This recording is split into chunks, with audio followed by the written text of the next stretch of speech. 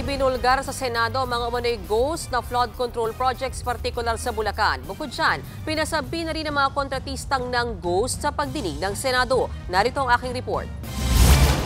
5.9 billion pesos ang pondo para sa 85 proyekto kontra baha sa Bulacan. Ang masaklap, ghost projects daw ang ilan dyan, ayon sa Department of Public Works and Highways. You still believe that there are ghost projects there? Or there were ghost projects? In all confidence, Your Honor, I think so. Inamin yan ni DPWH Secretary Manuel Bonoan sa unang araw ng pagdinig ng Senate Blue Ribbon Committee sa mga maanumalyang flood control projects. Partikular daw na may ghost project sa mga bahaing lugar sa Bulacan, kabilang ang Kalumpit, Malolos at Hagonoy. At ang contractor niyan, Wawaw Builders, na nakakuha ng aabot sa 9 billion pesos na kontrata mula 2021. Halos 6 billion pesos ay para lang sa flood control project sa Bulacan. Pero may project ba talaga para sa baha o para lang tayong nagsunog ng pera? Huwag niyo ako lulukuhin dito. Labas niyo kung magkano yung in-award niyo sa Wawaw. Kadiri kayo. Mr. Chair.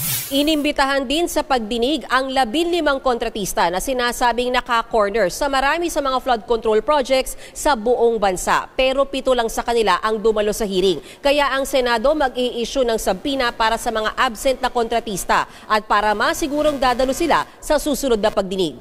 Kabilang sa mga pinatatawag ng Senado ang may-ari ng Wawaw Builders na si Mark Alan Arevalo, Sara Descaya ng Alpha and Omega General Contractor and Development Corporation, Maria Roma Angeline Rimando ng St. Timothy Construction Corporation, Yumir Villanueva ng Top Notch Catalyst Builders, Aderma Alcazar ng SunWest Incorporated, Luisito Tique ng LRTK Builders Incorporated, Edgar Acosta ng Hightone Construction and Development Corporation at Romeo Miranda ng Royal Crown Monarch Construction and Supplies Corporation.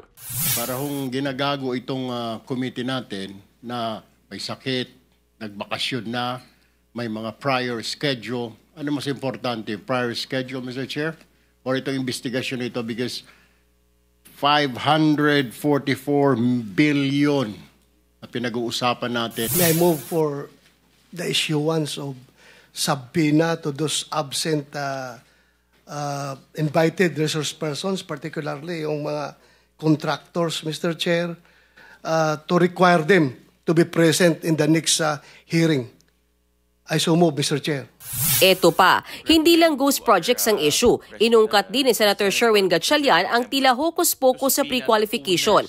Kahit mababa ang kapital, bilyong halaga ng proyekto raw ang napunta sa ilang contractors. Gaya na lang ng MG Samidan Construction and Development Corporation na 250,000 pesos lang ang kapital pero 5.2 billion pesos ang nakuhang kontrata sa gobyerno. Ganyan din ang QM Builders Incorporated. 1.2 million pesos ang kapital pero 7.3 billion pesos ang kontrata.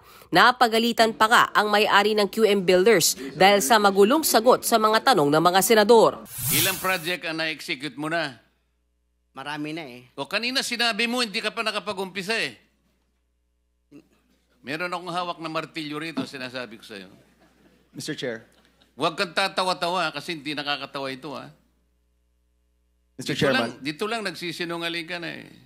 Ayon sa DPWH, kung mapatunayang may ghost projects nga, kakasuhan ang mga kontraktor. Pero ang tanong, nasaan na ang pera at bakit hindi ito na-detect ng COA? Sir, sa ngayon po, sir, since we are still consolidating and gathering data from our regional and district auditors. Alam niyo yung problema, you have a very standard way of answering us Yes, eh. sir. You are still waiting for your regional offices. Alam niyo yung problema ninyo, Madam COA?